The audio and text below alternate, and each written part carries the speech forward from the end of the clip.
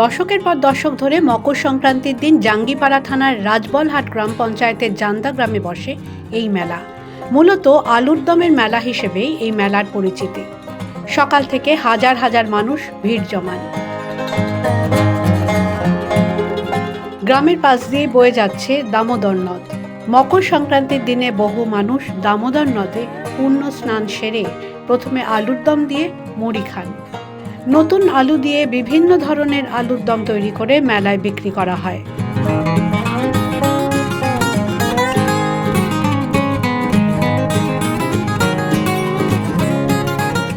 এটা 200 বছরের ঐতিহ্য একটা মেলা, খুব নাম আছে, সারা বাংলা জুড়ে নাম আছে।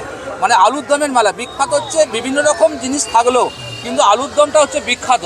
এখানে আমরা যদি আমরা এমন পর্যন্ত কাউকে যদি বলি মেলার কথা আমাদের, তখন তারা বলে আলুর দমের মেলা। আমাদের এখানে মানুষ বলে আলুর দমের মেলা। এই দেখুন প্রত্যেকটা মানুষ আসছে ব্যাগ নিয়ে, তারা আলুর দম মুড়ি নিয়ে আসছে। আলুর দম মুড়ি নিয়ে এসে এই মাঠে এক প্রান্তে বসে তারা এই আলুর দম মুড়ি খায়। সংক্রান্তির আগে কিন্তু এই জমিগুলোর যে আলু চাষ হয় সেই আলু কিন্তু তুলে নিতে হয়।